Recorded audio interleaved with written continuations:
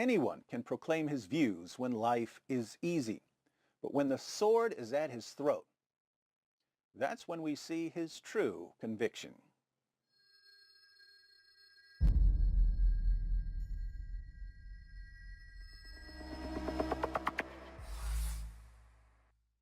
Paul and Muhammad were both persecuted.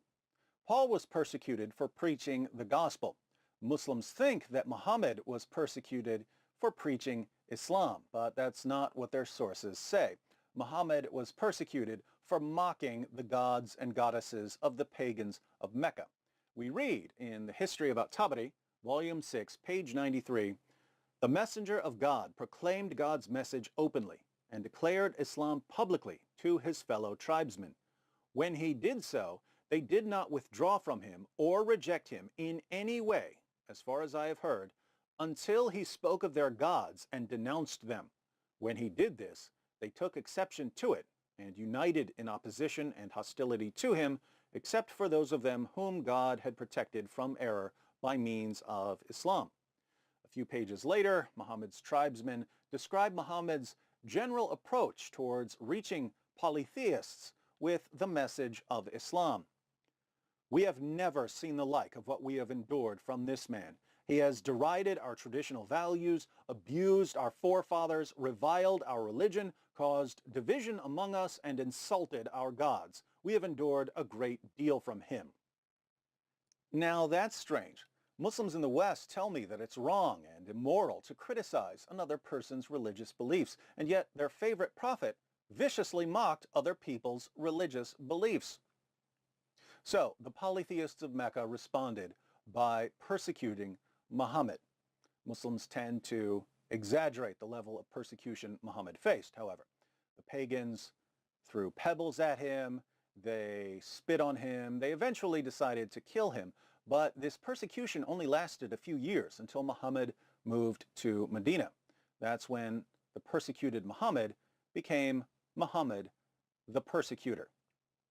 In comparing the lives of Muhammad and Paul, we quickly realize that the persecution Muhammad suffered was a joke compared to the persecution Paul suffered. Paul gives us a partial overview of his trials in 2 Corinthians 11. "I have worked much harder, been in prison more frequently, been flogged more severely, and been exposed to death again and again. 5 times I received from the Jews the 40 lashes minus 1. 3 times I was beaten with rods. Once I was pelted with stones. 3 times I was shipwrecked. I spent a night and a day in the open sea. I have been constantly on the move. I have been in danger from rivers, in danger from bandits, in danger from my fellow Jews, in danger from Gentiles, in danger in the city, in danger in the country, in danger at sea, and in danger from false believers. I have labored and toiled and have often gone without sleep. I have known hunger and thirst and have often gone without food. I have been cold and naked." Paul wrote these words in the mid-50s AD. He still had years of beatings and imprisonments ahead of him, so by the end of his life, most of his body would have been covered in scar tissue. The reason this is important is that the more you're persecuted, the more you'll be inclined to stop and think, was that really a revelation from God that I received? I need to be sure because it's costing me a lot. We know that Paul had complete confidence in his revelations because he endured outright torture over and over and over again.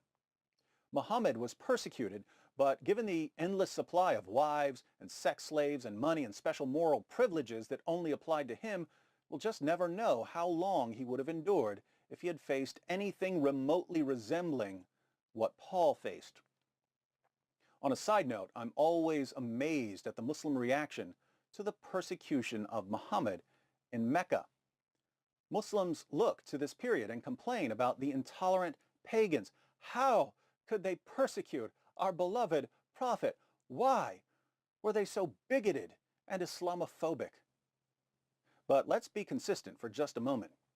Muhammad preached openly against the religious beliefs of the people of Mecca for about 10 years, and he survived. If I went to Mecca today and preached openly against the religious beliefs of the people who live there now, Would I last 10 years? Would I last 10 months? 10 days? 10 hours? If I stood outside the Kaaba and began openly preaching against the religious beliefs of the people of Mecca today, would I last 10 minutes?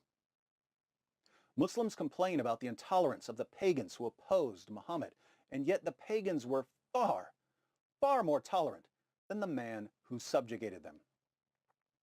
Welcome to Islam, where tolerance, much like Muhammad's sexual attraction to his child bride Aisha, is a one-way street.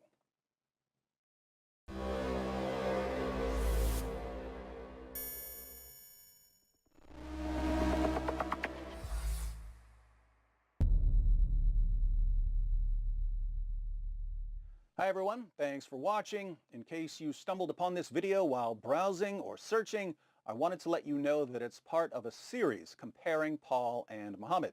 So if you'd like to see the full series, be sure to click on the playlist. If you're already in the playlist, you're about to see that Muhammad was spiritually disturbed. Paul wasn't.